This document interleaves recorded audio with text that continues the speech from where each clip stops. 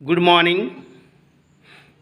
Today I am going to tell you about some poetic devices, or you can say literary terms or figure of speech, which are used in many poems and stories.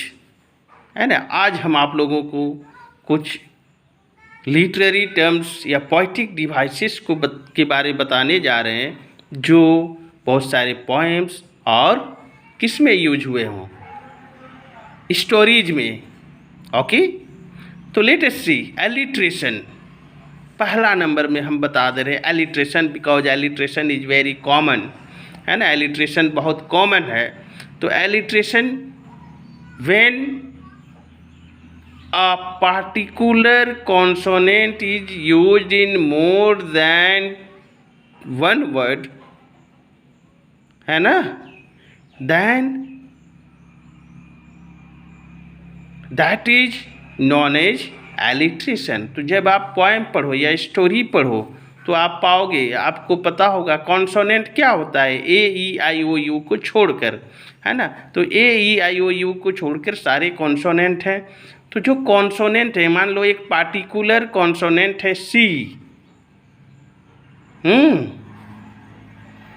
सी, तो सी का word सी जो है, आप देखोगे जब पढ़ोगे तो single line हो या डबल लाइन हो, सिंगल लाइन में देखोगे सी का यूज, है ना, कहाँ हुआ है, एक से अधिक वर्ड में हुआ है।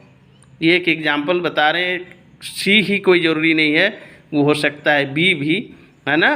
तो सी का यूज एक से अधिक वर्ड में हुआ हो तो हम लोग क्या, वो हम लोग समझ लेंगे कि वो एलिट्रेशन है ना। जैसे example, the cow is feeding the calf, the cow is feeding the काफ। तो देखो काउ सी, काव अगेन सी, है ना। तो वो क्या है, एलिट्रेशन। ये एग्जाम्पल है एलिट्रेशन का। अब देखो assonance, assonance similar to that only, but here what happened, when a particular vowel is used in more than two words, then that is known as assonance, है ना। तो assonance क्या होता है, जब एक से अधिक वर्ड में एक पार्टिकुलर यानी कि एक खास वॉवेल को लगाया गया हो। एक खास करने का मतलब एक ही वॉवेल का रिपीटेशन हुआ हो एक से अधिक वर्ड में, तो उसको हम लोग क्या कहेंगे, असोनेंस कहेंगे, है ना। I hope you are understanding, आप लोग को समझ में आ रही है। अब दूसरा क्या है, ये दो तो हम बता दिए। नेक्स्ट थर्ड क्या है, थर्ड हम लोग ले लेते हैं। थर्ड है मेटाफर। मेटाफर क्या होता है, मेटाफर होता है, metaphor when a writer used to compare one thing with another, then that is known as metaphor. But what is the condition, when the poet or author is comparing anything with another thing without using as or like, है ना। तो जब कोई author या कोई poet किसी चीज़ को दूसरी चीज़ से कंपेयर करता है, तुलना करता है, क्या से, बिना एज और लाइक का यूज करते हुए, है ना। क्या होता है, कभी कभी हम लोग अपने घर में बात नहीं सुनते हैं, तो हम लोग को भी मेटाफर से बहुत कुछ मेटाफर बोला जाता है घर वालों से, है ना। क्या कहा जाता है, गधा बोला जाता है ना, बहुत कॉमन है गधा। तो गधा क्या, देखो हम लोग जो है गधा है नहीं, लेकिन हम लोग को गधा से कंपेयर किया जा रहा है। क्यों, because we are behaving as गधा, एज डंकी, है ना। तो हियर पोएट, अब इंग्लिश में कैसे इसको यूज करेंगे?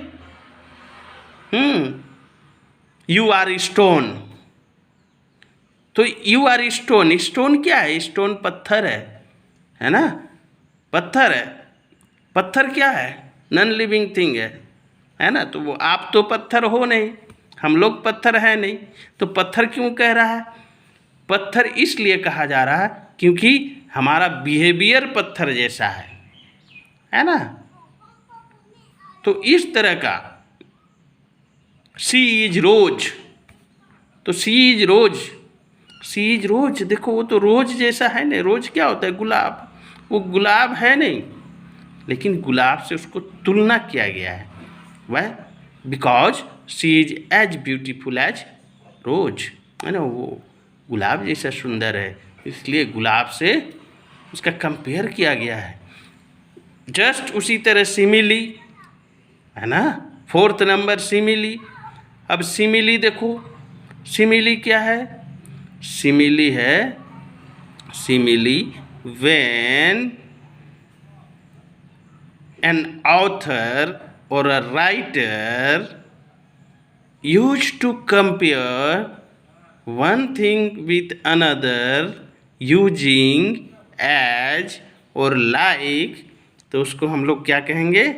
उसको हम लोग कहेंगे सिमिली। जैसे सी is as red as rose, है ना। वो कैसा है? गुलाब जैसी है ना। एज रेड एज रोज, तो देखो यहाँ एज का यूज हुआ है, दैट्स वाई ये सिमिली है।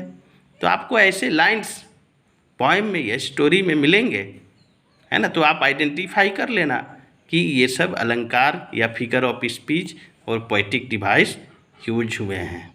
सोनेट, सोनेट, सोनेट क्या होता है?